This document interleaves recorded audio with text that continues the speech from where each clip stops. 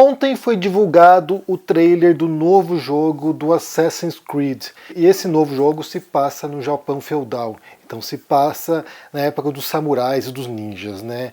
E aí o que aconteceu foi que nesse trailer divulgaram umas imagens e um dos personagens é um samurai negro. E aí já começou a choradeira, né? As pessoas já estão ali, sabe, revoltadas porque a Ubisoft, que é a produtora do Assassin's Creed, estaria mais uma vez aí cumprindo as demandas da lacração, né? Sei lá, dos grupos identitários. E aí eu quero ler para vocês uma postagem aqui, ele nem está reclamando disso exatamente, mas está abordando essa questão, que é o Ed do Apert Start, que ele fala sobre isso, e aí você tem uma incompreensão bastante comum sobre a diferenciação entre ficção e realidade, né? Entre ficção e entre uma narrativa que se propõe mostrar os fatos tais quais eles são. Então eu vou ler para vocês aqui essa publicação do Ed e depois a gente vai entender algumas coisas, porque isso aqui, sabe, é a primeira coisa que eu abordo em qualquer oficina de escrita de ficção. Então, assim, a diferenciação entre ficção e não ficção. Diz o seguinte: quando eu falo que games são pura ficção, por mais realistas que possam parecer, é disso que eu falo. Essa arte do Assassin's Creed Shadows mostra um samurai negro. Na ficção, até um unicórnio encantado pode ser um samurai sem problema algum. A questão é se o game tenta se vender como historicamente preciso ou baseado na realidade. Samurais negros são uma impossibilidade, ainda que houvesse população negra naquela região na época dos samurais. Jamais seriam treinados pelos japoneses para ser samurais. Existe a história sobre o Yasuke, que pode ter sido a exceção à regra, que quem não era japonês nativo era visto como inferior ao bárbaro. Seriam executados ou escravizados, ou no máximo tolerados por questões comerciais ou religiosas. Se Assassin's Creed Shadows se vender como ficção, top, dei um joinha. Se vender como realidade, tá vendendo mentira. E aí, como eu falei, essa é uma incompreensão clássica, né, de quem não estuda literatura, de quem não produz literatura também, que é não saber distinguir o que é ficção do que não é ficção. E aí, por exemplo, a gente pega a distinção básica, vamos supor aqui uma história, uma narrativa, né, uma ficção histórica, um romance histórico versus uma narrativa histórica versus um livro de história que se propõe a contar os fatos tais quais eles são. E aí o que acontece, bem, há várias distinções ao longo da história, mas uma das mais coerentes na minha perspectiva é do autor Walter Mignolo, que estabelece dois critérios básicos para a gente poder distinguir o que é ficção de não ficção. E a gente pode partir do pressuposto aqui que o jogo, né, Assassin's Creed, não é um jogo de história, né, não é um jogo que se propõe a relatar a história tal qual ela foi. O Mignolo diz o seguinte: existe uma convenção chamada de convenção da veracidade, que é quando você, ao escrever alguma coisa, né, você se propõe a relatar as coisas como elas são ou eram. Então, sim, você tem um critério de que o meu discurso ele é verdadeiro, ele está sujeito a verificação de verdade. Ou seja, ele pode ser verdadeiro ou falso. Se ele se tiver os fatos, é verdadeiro. Se ele não se tiver os fatos, é falso. Então, o primeiro critério. Quando um historiador escreve um livro de história, quando, sei lá, um sociólogo escreve um tratado de sociologia, quando, sei lá, quando um físico escreve um tratado de física, essas pessoas, esses profissionais, esses acadêmicos, eles estão se propondo a relatar o mundo tal qual ele é. Então eles estão sujeitos, como eu falei, a ser avaliado, né, o discurso deles como verdadeiro ou falso.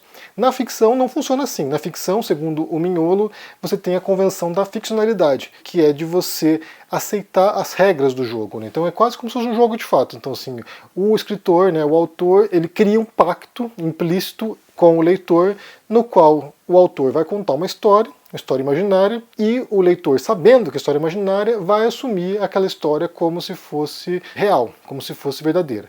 Então, assim, é um jogo, é um pacto feito, o autor não precisa contar a verdade tal qual o mundo real, enquanto o leitor vai assumir que aquela história é verossímil, vai assumir que aquela história tem coerência, portanto, adentra o jogo. É o faz de conta, né? Era uma vez. Vamos imaginar que. E aí essa história, essa narrativa, mesmo se ela for fundamentada nos fatos, mesmo se ela trouxer elementos reais, mesmo se ela trouxer personagens históricos, ela não tem compromisso de se ater aos fatos. Ela não está sujeita à ideia de verdade ou falsidade.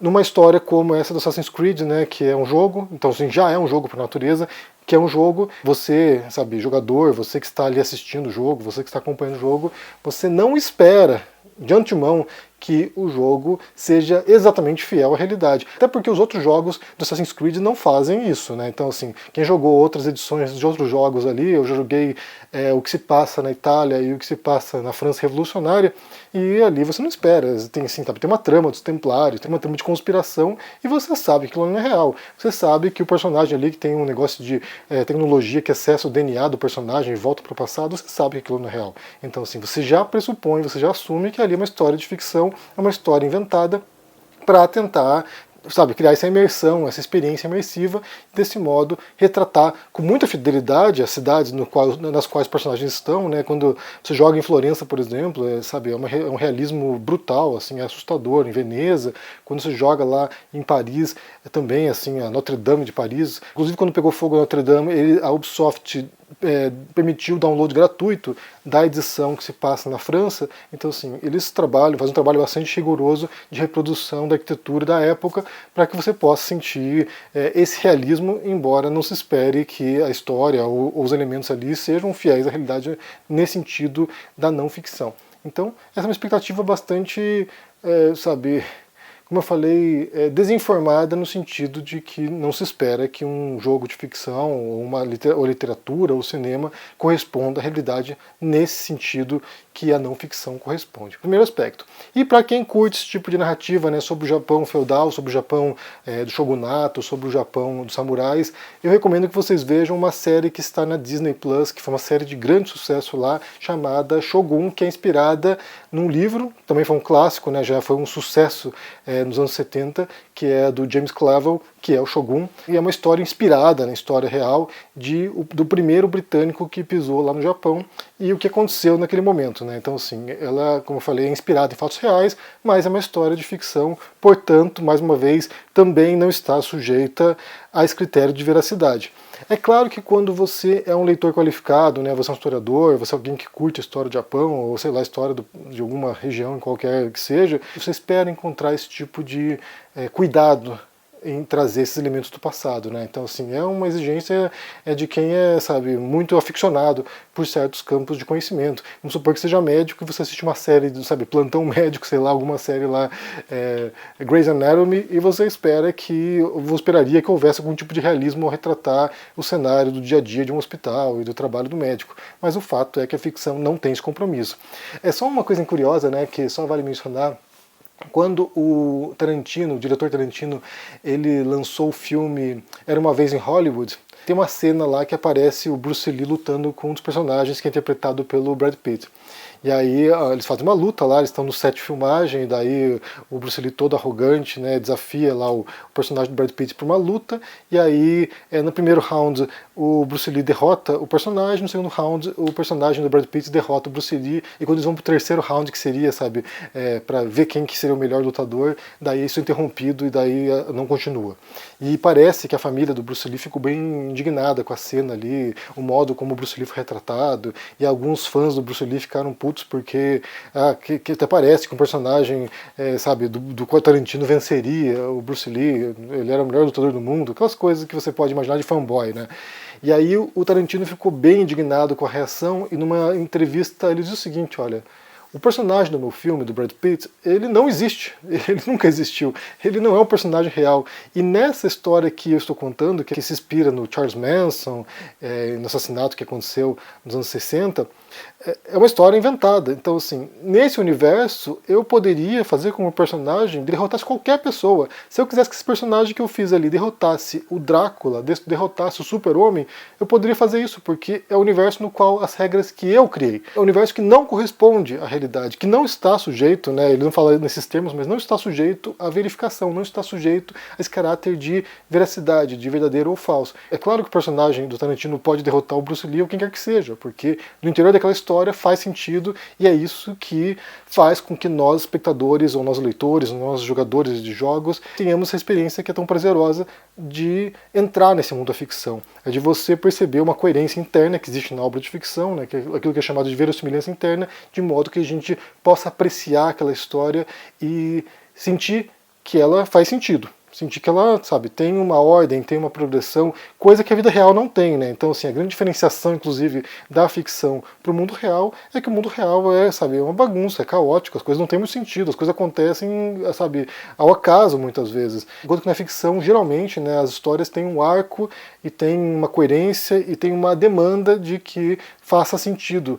Então, assim, as partes estão coordenadas, há uma série de convenções na ficção que muitos autores respeitam porque é uma expectativa da audiência. Bem, eu quero saber de vocês aqui o que vocês pensam sobre essa polêmica agora, né? É uma micro polêmica que está acontecendo em torno desse novo jogo do Assassin's Creed. Pessoas revoltadas porque é retratado ali no trailer, nem foi lançado o jogo ainda, mas é retratado nesse trailer um samurai negro que seria, sabe, algo absurdo no Japão, algo inaceitável. Embora haja uma exceção, isso não quer dizer que, sabe, faz qualquer sentido. Eu já penso mais na audiência que eles têm em mente, né, no tipo do público que vai comprar o jogo, que é o consumidor principal nos Estados Unidos. Então, assim, já penso nisso, mas como é que você entende essa polêmica agora sobre o jogo? O que isso revela, né? Eu acho que revela muita coisa, mas o que isso revela? Deixa aqui embaixo no comentário, deixa o joinha, se inscreva no canal aqui ativando o sininho, isso é muito importante para ajudar aqui no engajamento. Se torne um membro para dar uma força e se cuide por aí. Um forte abraço e até mais. Tchau!